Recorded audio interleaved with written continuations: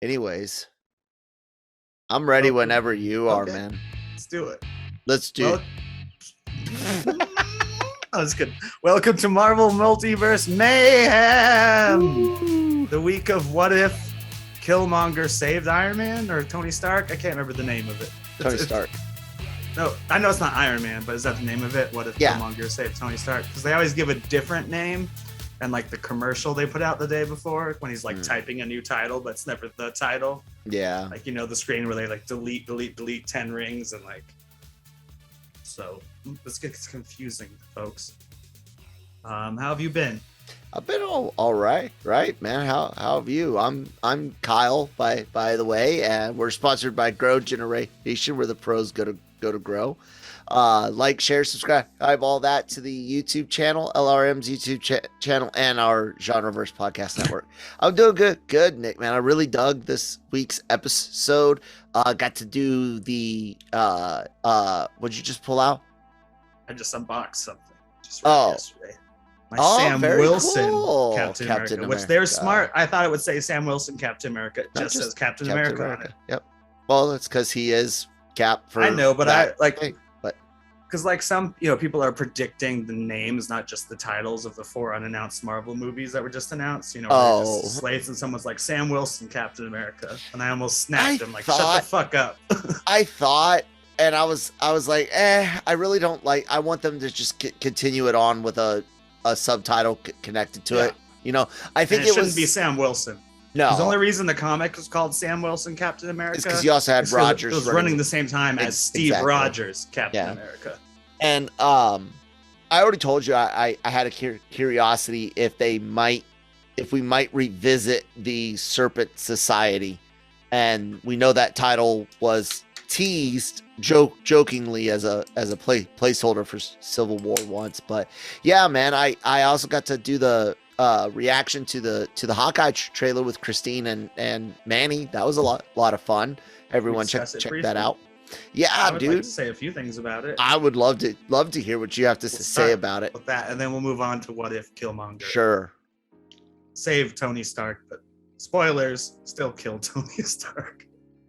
That was awesome. I loved it, the trailer. It was not what I was expecting at all. And I feel like it's what Hawkeye has needed since the first time we saw Hawkeye. I know, right? This is his kind of stuff, being unprepared, being in over his head, being a cocky asshole. Like, like the jumping onto the Christmas tree in like Rockefeller Plaza looks like such a fucking, like, not just Die Hard, but like this really is a Hawkeye series. We're getting Kate Bishop too. His character is finally like perfect. He was not too dark, but he went through his rough patch in Endgame, and he's kind of been undershifted in every movie, even though he was kind of overdone in Ultron because they spent time to show his whole family, which I feel was Whedon apologizing for the first movie. But this is the Hawkeye I read in the comics. This type of Hawkeye. And it's interesting how they're able to work in that he still has a family, but he has to go do shit. Yeah. I really found the excuse me, the interactions with Kate to be, at least on what we can see from a trailer, to be very, very what's the word I'm looking. Their chemistry is good. Like they looked like they are working well together. Again, it's only the trailer, but in Feige we trust. What I really, I'm making all sorts of noise and kicking over trash cans and shit. Sorry. What I really found almost shocking at first was how much Christmas it is, and I know a lot of people already wanted to make Die Hard correlations, and it's like, yeah, sure, but because of the action style that they're going with, the slapstickiness of it actually reminds me more of Last Action Hero and Home Alone than. Is Last Action Hero also Christmas? Because I know it's Shane Black. I almost thought when I was watching this trailer, I'm like, did Shane Black do Hawkeye? Not Last Action Heroes, not Christmas. The other I had fucking, what's it called? The one with the superhero, the Christmas one with the superhero and Sinbad. That one was Jingle All the Way. That one. Why did I get Last Action Hero? That's a classic movie. Dumbass Kyle's brain dead. That one, Jingle All the Way, is more of the Christmas action movie. This feels like, because of the, like I said, the action style use of Christmas also. That too. But again, because it's very slapsticky, like, I'm sure we're gonna get good. We see it in there, classic, action stuff like him catching get from a Die Hard cocktail, and just throwing it right back, and you're like, but everything, Hawkeye boy. Everything else is pain, humor. Everything is a slapstick. It's all very physical based, and that reminds me of, in a way, yeah, sure, I guess you could. I'm not completely off with Last Action Hero, where Schwarzenegger is still doing physical slapsticky type stuff for that, but Jingle All the Way is filled with it, especially with Sinbad, who is a comedian first, and while Arnold was a weightlifter first. He did plenty of comedy for a while, though. What's that? He did plenty of comedy. Oh yeah. Of his career. Yeah. Dude, Kindergarten Cop is still a great movie. And Twins. Oh god. Let's face it, though. You could have been paired with anybody better, like Danny DeVito. Come on. Hell yeah. But yeah, man. I kind of lost where you got me stuck on Twins. Oh, you were talking about Christmas and yeah. So the Hawkeye and Christmas. So yeah. That's how you can kind of. That's how I kind of feel it. Not so much Die Hard, but I'm sure we'll get plenty of Die Hard things. But here's the secret, guys. Die Hard's not a Christmas movie. It is, though. No. It is, and so is Iron Man 3. No, they're not. Yes, it takes place and someone says Christmas once. He's only there because he's at a Christmas party. Anyway, this is a discussion for another time. Yeah, I could argue this forever. What do you think about all of the Kingpin stuff and I've heard rumors. I haven't read into it. Stuff and I would love to see Kingpin. Obviously, we're gonna see Alana. Florence Poe's character. She's been set on the track by Black Widow to appear in the series. Yeah. And one last thing, would you agree this actually looks like the funniest based on the first trailer of all the series? I mean, yeah, but again, it just based on the trailer, sure. And like I said, I could be wrong. They could have front-loaded all the Christmas stuff, and this is a Die Hard where Christmas is just in the background. Or they could have, and then they, or they could have backloaded all of the Christmas stuff, and we only get a taste of it, and it is more Jingle All the Way, or it could be just a really good blend of both. I have a feeling, and I was hoping when I saw it, and the fact that Christmas is kind of in the forefront, is even when you go back and you look at the marketing for Die Hard, Christmas is just in the background. Exactly. Almost used I was as make that shock. Comparison. It was almost used as shock value, because it's like, during Christmas, this in the marketing for no, I'm serious. I know. I'm just laughing along. And this was more like, no, it's more like this during Christmas. Yeah, because that's what I was gonna make the comparison. That. Yeah, the Die Hard poster says nothing about Christmas. You look at the Hawkeye poster and even the trailer, it's like the best presents come with a bow or whatever. And they're like, and the snow, they're embracing it. The snow drops. Fuck! Snowflakes. Thank you, Nick. The snowflakes falling behind the title card is really, really pretty. And dude, I've always loved the way blue, purple, pink, and red play off of snow. So, things you see during like sunrises and sunsets. And also, oddly enough, in a very, very non-morbid way, but because of the strikingness of the colors, fresh blood on snow is actually a very beautiful display of color, only because I don't know how to replicate those colors in any other way. But I don't think we'll see much of that though. No, the most blood we've seen is like blood on it. This is still PG-13. My point being, the purple plays with it it really, really, really, really well. Outfit. Not just that, but even like the logo and like all of it. But that logo is straight from that excellent run that introduces Kate Bishop, and it was like they obviously had to change it because I believe in that comic run just starts with him living in an apartment and helping his apartment people. Yeah. Obviously, this one he has a family. He's trying to juggle Christmas with the family and the Kate Bishop storyline, and they even have Lucky, the dog with one eye. Mm-hmm. So absolutely excited, man. I'd be that excited. And I always was, but even more excited. We get it. No Way Home hits right between 2 episodes of this, so people are really thinking there might be a Kingpin reveal in the episode before, and then comes Spidey, and there might be a Daredevil cameo as rumors have it. And again, I said it on the Daily Cup of Genre, which you guys can find on the YouTube channel. Please like, share, subscribe.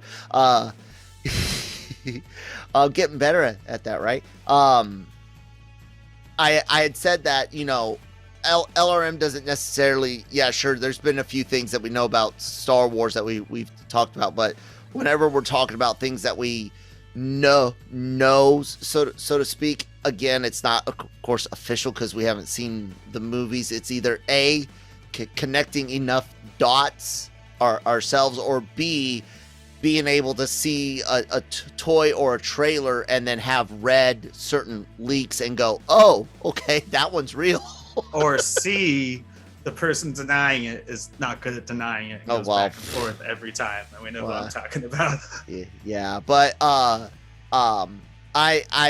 there's some things that I know about too much stuff in Marvel to where I'm done trying. Early on, weren't they saying that No Way Home is partially a Christmas movie? That feels more remember. Based on what we've seen. Well, I mean, it's winter in a certain scene. It's Halloween. I heard that it was partially. If anything, that sounds like a Die Hard Christmas movie. If anything, unless Hawkeye skips an entire year, like, is this set the Christmas of the comeback, or is this set the Christmas after the comeback? Because if this is set the Christmas after, I know when this is set. I think this is the Christmas right after, because we haven't been together in years. Then this would be right after Far From Home and right before No Way Home. Then yeah, maybe. I actually honestly don't think they're going to tie it together as much as the rumor you said with Kingpin. I think we'll see him in one and not the other. But one of those movies is loaded with characters. Well, yeah, no, people were thinking that it's going to tie up because you'll get Kingpin in one and Daredevil in the other, or well, at least Murdoch. We'll see Daredevil. We'll say Murdoch. Yeah. So yeah, but there's a lot hinging, and this is the Marvel Multiverse Mayhem, so we could talk all we want about the upcoming movies and stuff. I'll say this: I'm not happy with a lot of things on paper. I'm not happy with most of No Way Home on paper. What I saw in the trailer, I liked. You see my reaction on YouTube, and trailer was solid as shit. The trailer's great. I love it. I rewatch it all the time. Yeah, I've explained ad nauseum why my nostalgia goggles are coming off and why I don't want live action Spider-Verse. So go check out past episodes. But I'm still hopeful that I will enjoy it all, no matter what I think of it on paper. So if you guys hear me being Donnie Downer, it's okay. Feige we trust. And I'm always saying that. Exactly, and most of it. And you get a few fuck ups, but just don't fuck up Spider-Man. And a lot of stuff on Spidey hinges on my god awful feelings on Sony and their track record, while the rest of it is just me being tired of seeing old stuff I hated you hated, not just you Nick, but you guys out in the audience. And then all of a sudden, all those people that hated it, all of a sudden want it back again. And I get the idea of, oh, well, it's in Marvel's hands, they could do it better. But I'm like, well, I've already seen so much stuff, you know, so many turds polished. I'm ready for something new. So like a turd. But again, in the wind. I can't exactly. God, fuck those movies. Hate that. Next one's only 90 minutes. I know, but oh god, people on Twitter. Actually the shortest Marvel movie ever made. Anyways, it all being said, guys, I do hope that I am wrong about not thinking the ideas are good, and that I do enjoy them. Same thing with Ghostbusters Afterlife. I don't know. Anything else you wanted to say on it, Nick? I don't think I will. No, I can move on to What If now if you're ready. Sure, let's do it. What if? I don't know. What if Killmonger saved Tony Stark, meaning he was never kidnapped by the 10 Rings, which starts with the very opening sequence of the Marvel Cinematic Universe, redone in animation.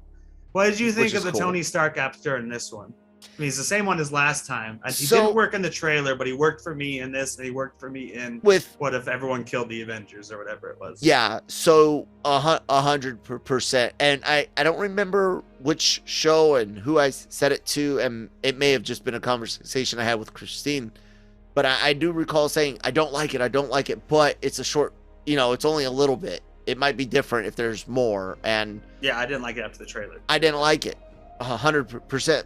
And I still don't think he's got the right voice, but he did get the right tone. And he had a good delivery. Interestingly today, that just like the guy who played Spider-Man last week was on like the last Spider-Man animated series. This guy has played Tony Stark in several iterations of animated. So that would explain why he got that tone right without necessarily getting the voice. So yeah, exactly. He's going for like this way Stark's speech gives speeches and gets excited and like more than he is trying to do an impression. It's still not. You know, I'm sure there's better out there. It's serviceable. It was still garbage in the trailer. Yeah, I think it's much better here though. I think it basically got everyone else. Obviously not Pepper Potts. Right. What's her face doesn't even remember she was in Far From Home because it was probably just shot really quick on a soundstage without even Robert Downey Jr. Her part is so small, but it's no Gwyneth Paltrow. I believe every Black Panther character is correct. Claw is obviously correct. Rhodey I was almost hoping he would somehow survive this one so I could get my dream Thunderbolts team through the multiverse. I will say that, and of course we kind of have the Incredible Hulk situation where they're showing us an older movie that had Terrence Howard in it, but they're retconning it with Don Cheadle. Yep. Because why would you? You're trying to make it feel more cohesive than it was. Like the Hulk, exactly. I don't even count as a movie because it's so incohesive.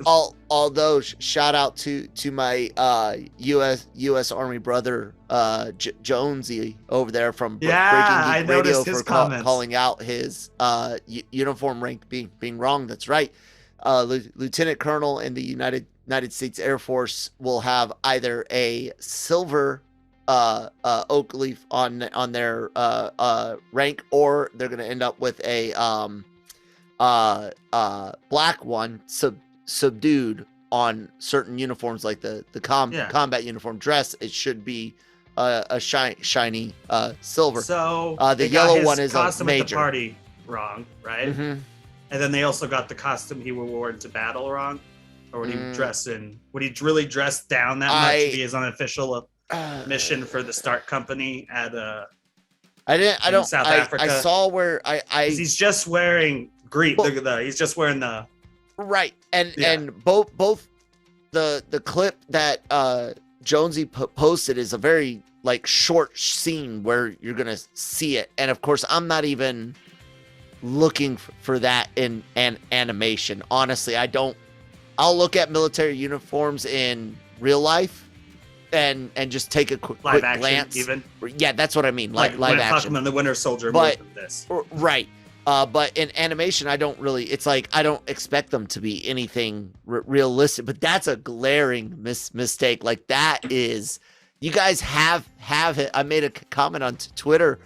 I was like, it's not like there wasn't a movie where you guys had his rank right several times before he gets a promotion to colonel, full bird colonel, and in addition to that, you guys have all of the 2008 U.S. Air Force uniforms pictures that you could look at from. Well, I mean they were essentially the same for quite some time, but you could look them up. Like, come on, actually 2008 is this when it's set?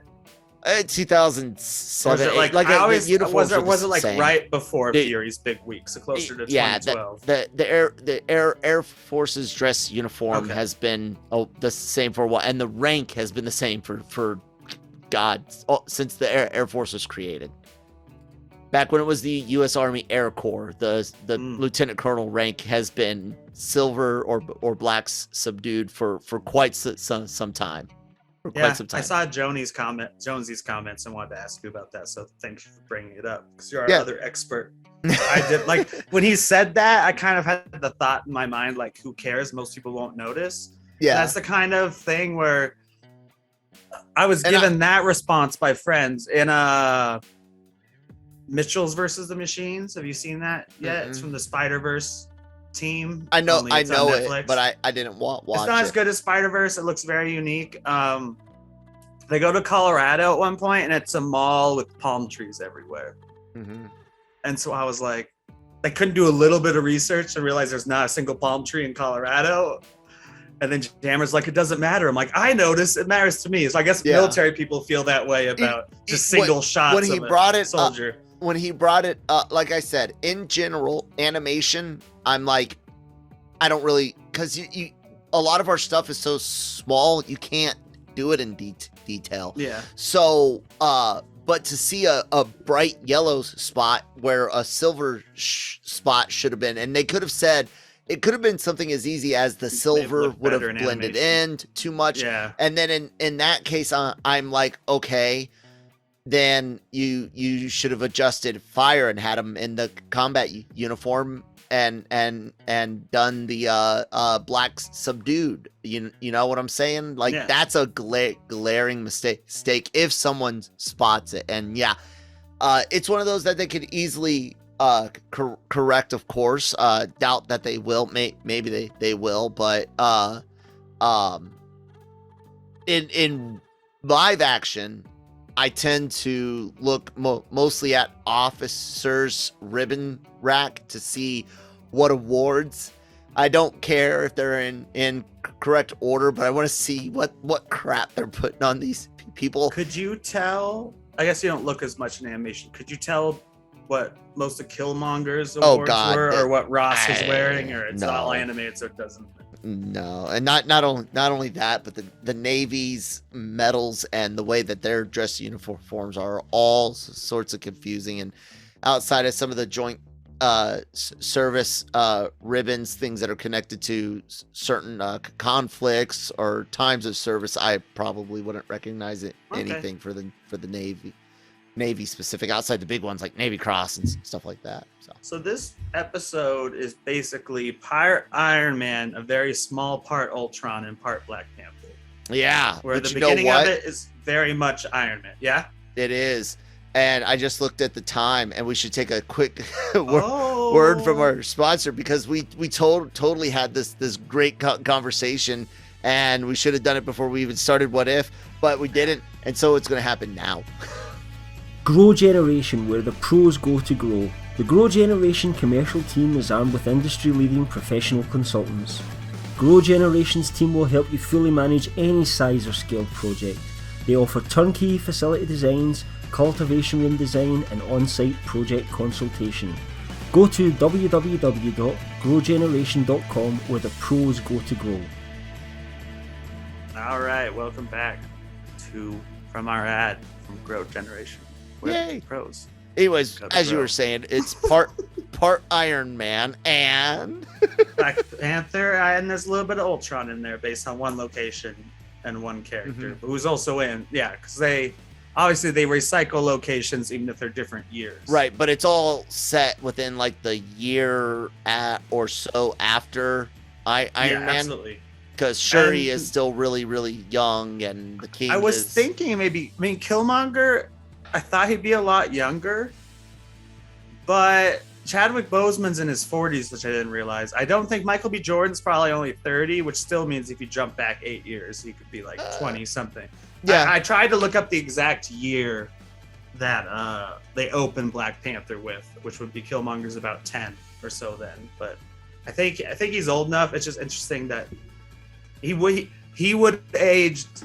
look more de-aged than Tony Stark as far as his film appearance, but they just didn't even bother because they're like, because it's like 6-8 years, whether he's 22, 30, or 33, you can look the same. Basically, I don't think they've put too much thought into Killmonger's age and stuff. That was my only thought at first. I'm like, wouldn't he be a lot younger too? Probably, but I always took him as he was already a teen, so that makes sense. Yeah, I always looked at T'Challa as most likely being in his 30s, and Killmonger most likely being in his 30s. I didn't pay too much attention to the time. It just kind of made sense that way. I always figured that too, early to mid 30s, but then you learn like Chadwick Boseman was in his 40s when you died. And you're like, holy shit, he was in his 40s. He looks 30. Mm-hmm. But lucky, not the death thing. The young looks, guys. And it's interesting while we're talking about it that I saw Jones complain about that. Oh, having to watch him die again. Yeah, how many times are we going to watch T'Challa die in this series? Bravo to Marvel for sticking with what they created. Yeah. You know, I am sure it that means more. I'm sure that Chadwick Boseman would not have it any other way, and I'm sure his family and friends would not want his final performance changed in any way. So bravo, I'm happy. It is sad and I get it, but I bet it's very bittersweet for many. Yeah, and I saw an Easter egg that his coffin read Wakanda Forever, which is of course the name of the next movie as well, but also obviously applies directly. Yeah, and like I said, his people. I get why that title was chosen, and it's completely okay, but I feel that there was likely a better title somewhere out there, because it just doesn't. They could make it fit, but it just doesn't feel like it would fit right now. It just feels like an outside homage, but it could work. What about the number 4, Wakanda Forever? That could be the 4th one. Like Too Fast, Too Furious, yo. Nick's fired, ladies and gentlemen. And who wants to host a podcast? Oh, I'm Canadian now. I definitely have things to say about the episode, but basically, he saves Stark because he was part of the 10 Rings underground. Yep. Busted Obadiah Stane immediately. Yep. So basically, the main point of the episode is if this trauma hadn't happened to Stark, and they even fast forward to events we know in our MCU, he would never been a hero. He hasn't changed his mind about anything. He wants to make bigger weapons, not get rid of weapons. Yeah. And Killmonger is all willing to play into all of that and use Stark to get what he needs, and then when Stark's dead, use Claw to get what he needs, and then use the Wakandan people. It's just all about. It's like if every 10 minutes is like what I read about before I watched. It's like Killmonger's changes sides every 10 minutes. Yeah, he's playing the bigger fish game. Yeah, he's playing the bigger fish game to reach to the top and get the best of Stark and the best of Wakanda put together. Because he is actually, they mentioned this in the Black Panther movie. He is an MIT graduate. Yeah, like in this, he's super smart, and you're like, oh yeah, because like Tony Stark, he's well educated. Yeah, and let's not to take anything away from the Killmonger character at all, but I will remind people that even the Ivy League classes offer basic stuff where people barely pass. So just because you went there doesn't necessarily make it something great. But for he's always been smart in certain regards that we know about. We've never seen his tech smarts until now. But yeah, like I said, I'm not talking for the character, just because like you it carries that note with it. For the character, that's why they use it. I'm talking in real life. I graduated Harvard, but with C's, like that kind of thing. Well, not just that, but it's like I got a sociology degree from Harvard with C's. Wouldn't qualify me to design a Gundam drone.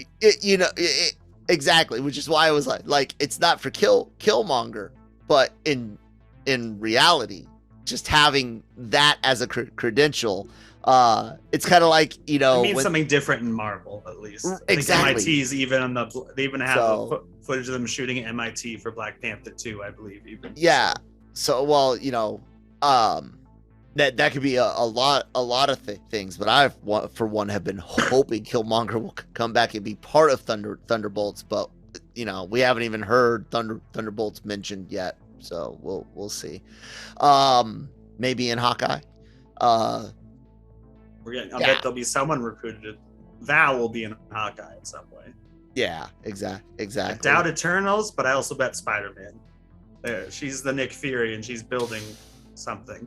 Maybe She's even asking Fisk not to be on her team, but to be like, hey, I know you're a rich. Anyway, we're off topic. Yeah, well, we're on Marvel and Multiverse, and it is for us being chaotic, which is another word for mayhem. But anyways, yeah, dude, he goes. And what's crazy is while I'm watching it, and I'm noticing what he's doing, and I'm like, wow, that's pretty clever. And then he goes for the bigger fish, and I'm like, damn, where does this end? Like, I really didn't know where he would actually plant his flag, because I saw him like going after Wakanda, but to take it and bring it out like in the movie.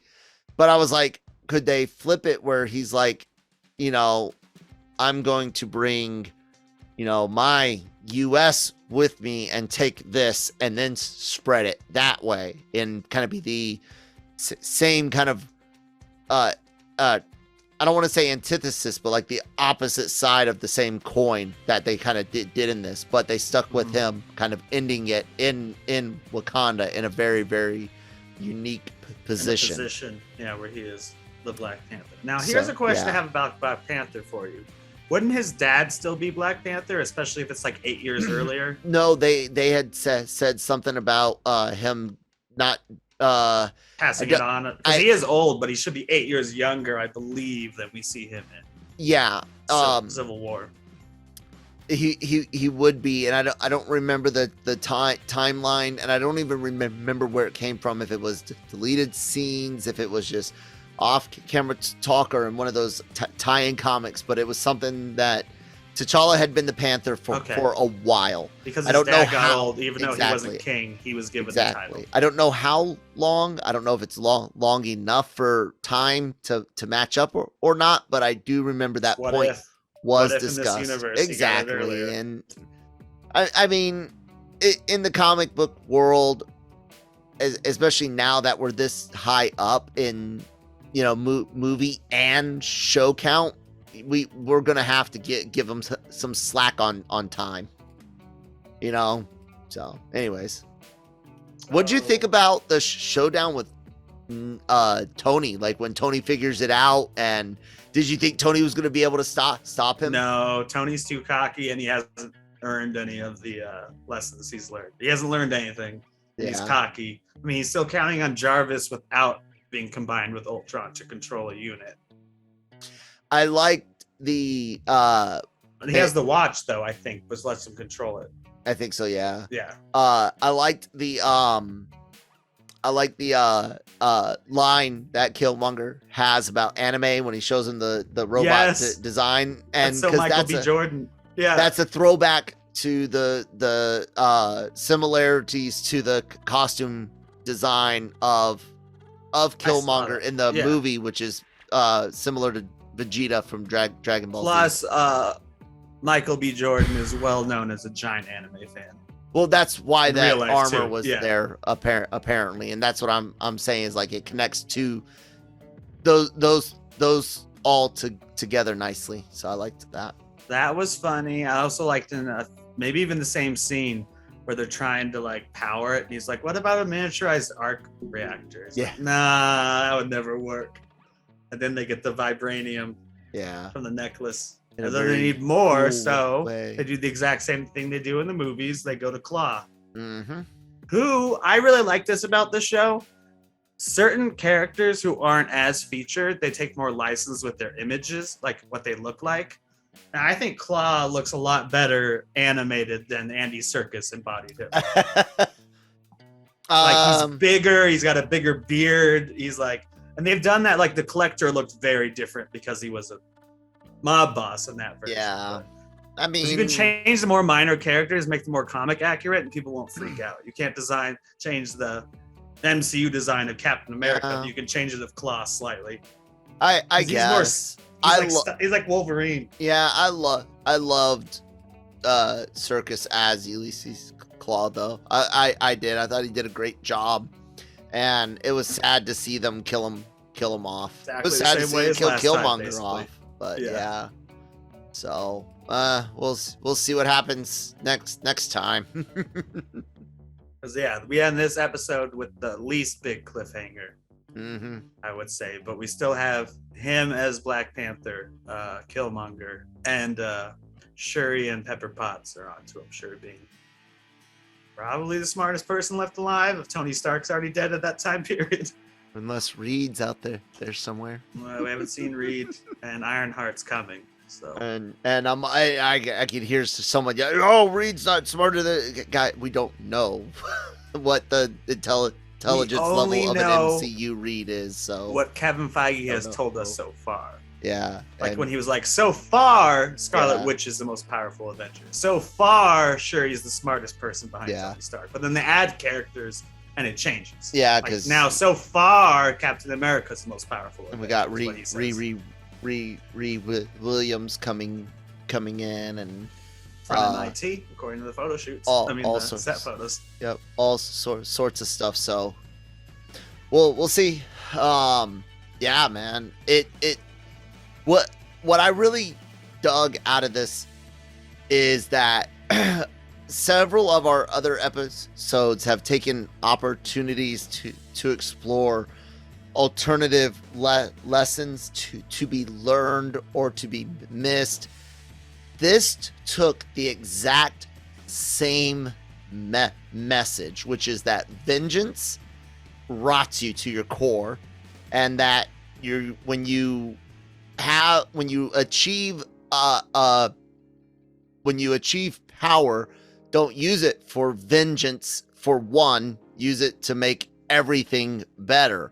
And they just drove that home again with this. And especially with those being, the words from Chadwick Boseman's T'Challa, again, warning about the poison of jealousy, of vengeance, of that.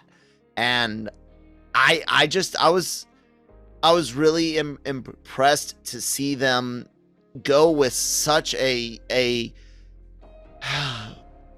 such a strong thing today, because everyone today has incredibly strong feelings about everything. Like Marvel, damn it. Yeah, exactly. And it's so quick, and we see it all the time. People that do things out of spite, out of vengeance. And I think it's a great message. And sure, we could look at it on big socioeconomics and political things, or we could look at it in everyday life.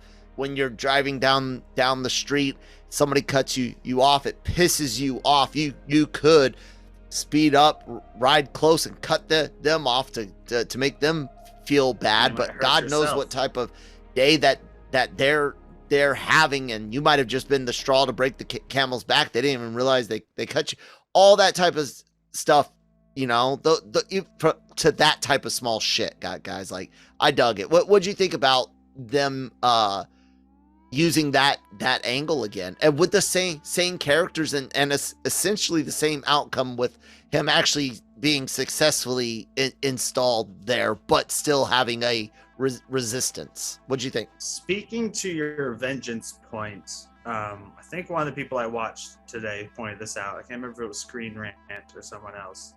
That the fact that he's willing to kill clickbait all the time. Anyway, sorry. I love Screen Rant, and New Rockstars doesn't do the same style. Not necessarily their videos. A lot of Screen Rant's written stuff is awfully clickbait. But anyways, no, I'm not even talking about. I've never read a Screen Rant article. Okay, that's what one guy does. Like know much about just the like stuff. like New Rockstars and Heavy Spoilers. They do like 100 things you missed or whatever, and just talk about the episode. And it's a guy who's just a videographer. Guys, I'm sorry. I'm not even a YouTube. We're not even a YouTube. We're LRM Online just has a YouTube channel, so subscribe. Anyways, Nick, carry on. So he kind of pointed out, maybe it was Heavy Spoilers, but I don't think so. Like I said, New Rockstars changed their format, so I don't watch it anymore. It's not like a breakdown. It's like what you and I do. It's not like breaking down shit for me. It's you guys talking. Which hopefully there's not really anything to. I mean, yeah, there's stuff to break down, it's like 40 minutes and stuff. I mean, ours is going to run that long today because we spent half of it on Hawkeye. Reviewing and spent half of it talking Hawkeye. But one of them noted that the fact that he kills 2 other black men without hesitation at Claw's place is that it is more than vengeance, and it is a social issue of black people being, because that's what his real aim is. And he even says that in this, where he's like, we should give help to the other people. And then in this one, he slaughters Don Cheadle and Rhodey and Black Panther. I mean, the same scene. You could, which they are his obstacle, to be fair. Yeah, I was gonna say you people could look at it like that, but it's very obvious that he is personally driven by his personal experiences, and those personal experiences are shared by many people across the board, across history, across many lands in North and South America and Europe and Asia and Africa itself. So it's valid feelings and a valid theme to look at. But again, like T'Challa says, vengeance can take the best of intentions and turn it into just a rotten situation. Which is why I think Killmonger he's one of my favorite villains for sure, and a lot of people felt that way too. He's kind of a precursor to Shang-Chi's villain, where he's willing to take more extreme moves. Like, it's all about let's help out my brothers and all these different countries and stuff, but really it's about revenge. And obviously it's a good idea. Yeah, we all belong, we all deserve to have the same existence and stuff, but of course he's taking it to a point of I'm giving weapons of mass destruction from Wakanda to a bunch of African American terrorists. Like, it's right idea, horrible execution, and it makes sense, but not the way to do it. Yeah, Black British citizens and they said worldwide. Yeah, they said not just exactly. US. Yeah, so I mean, everyone he's a wonderful villain in this episode. He's a wonderful villain in the Black Panther movie, and he's such a great character to look at and study, because we can have these conversations no matter what the act of that type of violence is wrong, but at the same time people can bring up, well, what else could you do? What would you do to force the change? And it's like, well, one, the idea Sam of Wilson way.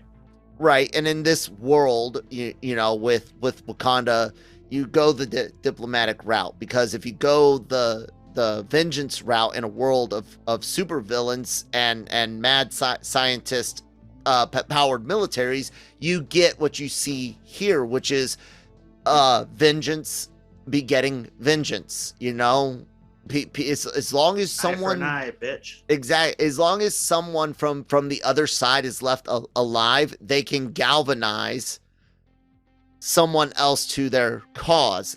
As long as their idea is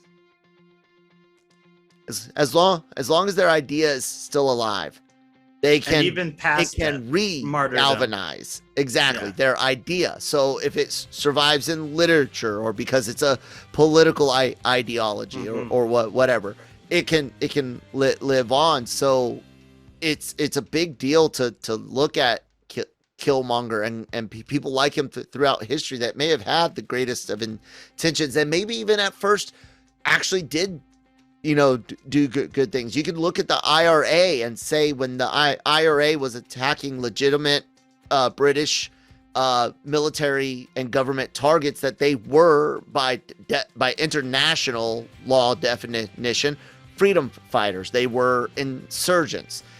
As soon as they started attacking civilians, they became terrorists and criminals, which is wrong on all sides. But even on the side where they're attacking legit military targets, those British soldiers were still husbands, wives, brothers, sisters, mothers, and have all those same things themselves, and were sure to the IRA and their supporters, the Brits were the evil ones, but to the Brits, everyone's the hero of their own story, in real life, to a degree, to a degree, which is what makes Killmonger so interesting. Because here's a guy who, for the most part, if you look at everything that he does, for the most part, doesn't really commit a lot of terrorist acts. A lot of pushing the line, but a lot of legit military and government targets are served in Afghanistan and Iraq, and as they say in the movie. And he does his things as above the board as he can.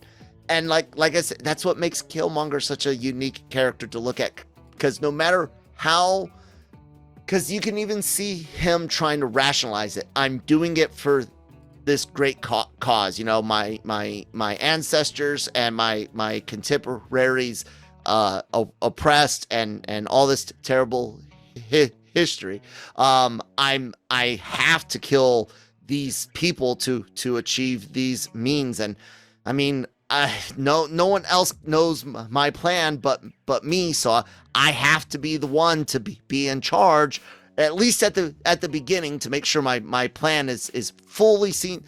No, dude, you're driven by vengeance and power, and you're just trying to rationalize it. You're trying to rationalize exactly. And so we can do this. We can do the same, and we can be like, yeah, dude, except you're not the one to do it. So hand your plan off to someone else and step down. And if they would step down, you'd be like, okay, cool, you're a true believer. Have fun on the sidelines, and we'll build you this great statue afterwards. But you and I know that he wouldn't have stepped down because he didn't.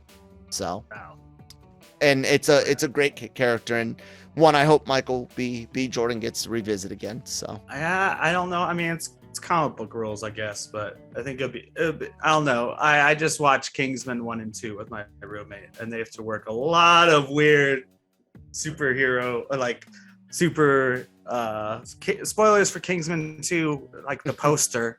They have to find the most secret agent-y realistic way to bring back a character back from the dead. So Marvel would have to do something special, I think, to bring Killmonger. And it's hard to cast him in a heroic light now. You know what I mean? I don't.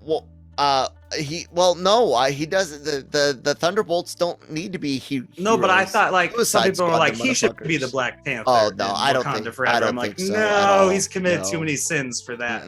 No, that's just Thunderbolt. If he survives, absolutely. Yeah, 100%. I was gonna say, I got two words on how it happens, Nick. Secret invasion. What we saw was a scroll, or maybe he comes back as a scroll. Who knows? I mean, secret invasion is the way. Is all I'm saying. I'm not saying which way. Just that's the vehicle. I don't think we've seen an actual scroll except for an animation since WandaVision. Well, so we do keep forgetting about them. You see, there's one in Loki in the thing. Yeah, you're right. That is one of the But I was gonna say he's the one I'm thinking of, not even animation. There wasn't one in the collective. We don't know, and that there is one other potential. We don't know what T'Challa did with his body. We don't see him die. We know that he leaves a request. We know he leaves a request of what to have happen with his body, but he could, and that could even be a story plot. No, I said, let me die. I don't want to be here. Don't you understand? He gets kept alive, and he was like, what the fuck are you doing? I'm exactly. Like the character from the opening of Incredibles just trying to kill myself. And right. I'm suing the superheroes. But could you not see like the type of reinvigoration that could potentially lead to him? It's like, oh, you guys done fucked up. I'm still alive, and now I'm not just gonna get the fucking throne of Wakanda, but now I know XYZ because I've been to the other side or whatever, and he's still got the heart herb in him. Like if he didn't fully die, he's still gonna be powered up, unless they depowered him when they put him under. I don't know. There's a lot of potential, which is exciting because I really like the character and the actor. So yeah, and Marvel's been, I mean, we assume this character has been dead, but especially in this phase, Marvel's been going out of its way to be like, hey, we'll bring back every living character that never got dealt with in a good way. I think between you get your Zemo, you get your Trevor. Yeah, and it's been fun so far. An Abomination. Just today, Tim Roth was talking about how much fun it was working with Ruffalo again. But he's a much bigger character. He is, and we know the other characters weren't killed, and he supposedly died. Whereas, like, no one ever said Abomination's dead, Justin Hammer's dead. No one ever said that about those characters. So we'll see what happens. I always wanted to see Claw, Hammer, and Killmonger in a room together. That would have been great, but oh well. What would have been great if that scene was in Black Panther and he doesn't kill Sam Rockwell, but he shoots Claw right in front of him. Justin Hammer's like, whoa! I know, right? What the fuck is going on? I'm gonna just go back over here. Missed opportunity. So is this now your favorite episode ever? No, and I haven't tried to rank it, honestly. Okay. I don't know how to rank it yet. I will say one of the things that really adds to it is using Killmonger's theme throughout, which I think is Marvel's most beautiful piece of music from almost any of their movies. The Killmonger theme is very, by Ludwig, whatever, is very recognizable, just like his Mandalorian theme. Oh, yeah, I can't. And he's doing Wakanda Forever right now, so. Yeah. I mean, yeah, I'm not denying what you said as far as this episode. Like, it helps tie it all in. As far as it being one of the best in the MC. I don't know if it is or not. I don't know where to rank it. Yeah, I'll be honest with you. The overwhelming majority of Marvel's music, while I can hear the theme, it's forgettable in and of itself. I don't think Killmonger's is, though. I think Black Panther might have the best soundtrack. No, it's good. And when I say forgettable, that's not me calling anything bad. I'm just saying none of them. Yeah, the Black Panther album is great, and it stands out because it's unique, but it doesn't inspire. I don't go and listen to it, is what I'm basically saying. It's great, but it's not like it's not on my playlist. Does that sum it up now? Yeah, dude. Cool. So yeah, I think one thing that I found, in Christine and I talked about it yesterday on the Daily Cup of Genre, was that the animation, I still don't like it, but it's less bothersome. There was one scene that did really bother me. Which one? When they're at the club talking, it zooms out and everyone's just like dancing that much because they're just they're in the foreground, but they're backwards. Yeah, like background characters. So like they didn't even try, because like it zooms out. They're at the bar. It zooms out the window, and everyone dancing is just like barely moving. Yeah. But otherwise, yeah, I think the animation, especially in the action scenes, is I like the action scenes they handle really good, I think. But it's not good, not good to me. It's just not bothering me anymore. If I have to deal with Black Widow's hair again, it will, because that was you will atrocious. based on the most recent trailer we saw. And I'm excited to see it, man. What about the Watcher, dude? Like full I was color, gonna mention like that. He's showing up more and more physically every episode, even though he's not interacting with anyone but Strange. Yep. So we are building up to that moment where he's like, fuck it. I'm taking the most powerful heroes from this timeline to fix this timeline. So, including Killmonger, Black Panther, it looks like. It does. And I honestly, my prediction for that episode is that the villain he's right on the poster. Ultron. Vision, Ultron, Infinity, with the Infinity Stones on it. That's got to be the final episode, is him being like, shit, this wasn't how it's supposed to go. Like, he got him even quicker than Thanos, so I pulled together a new Avengers team. Yep, could be, man. Overall, this is in the top 5 out of 6 episodes. Yeah, that's easy for me to say too, because it's not Captain Carter. So, oh man, I'm using my lower quality camera today, everyone. I'm sorry. The Lumix was used for something else earlier, and something. No, I'm joking. Or am I? I don't know. Maybe. Naughty. Now I'm playing it too far, and everyone knows I definitely did not use the camera for sex. Anyways, I don't know. But that. I'll have the fancy one back up next week. So, right. Is that it, Nick? Should I start the closing time? Start the closing ramble. Hey everyone, check out our wonderful website lrmonline.com every day for all your entertainment news, needs, and opinions. Check out our wonderful YouTube channel for I'm gonna stop saying the damn word wonderful fucking word. I know, right? It's a wonderful word. Check out our YouTube channel for amazing interviews with our interview team, Nancy, Gig, and Manny. Nancy does a lot of Spanish exclusives, Spanish language exclusives. Manny's helped out with a few of them. I'm not sure if Gig has. I know Manny did, because he told me, but maybe Gig did as well. Anyways, go check out the awesome interviews. And then we have our podcast network, the Genreverse podcast network, brought to you by lrmonline.com. And yeah, guys, Marvel Multiverse Mayhem, Breaking Geek Radio, the podcast Nick will talk to you about in a second. Animeversal reviews.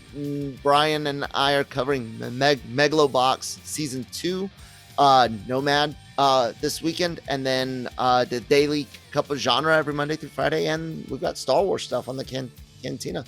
And yeah, I've got social media information down below. Nick, say stuff about your thing, and then say the last stuff, and let's do it. I'm at Geeky Nick Doll on Twitter. On this Friday, Breaking Geek Radio, the podcast, we're doing. Do you know what's that horror movie called that came out this week? Malignant. We're reviewing that. I didn't hate the movie, but I hated the experience of watching it because I hate horror movies. Oh. So I sat through that right before this podcast. So if you want to hear me talk about that on Friday, please join us. And with that, Excelsior. Not sad.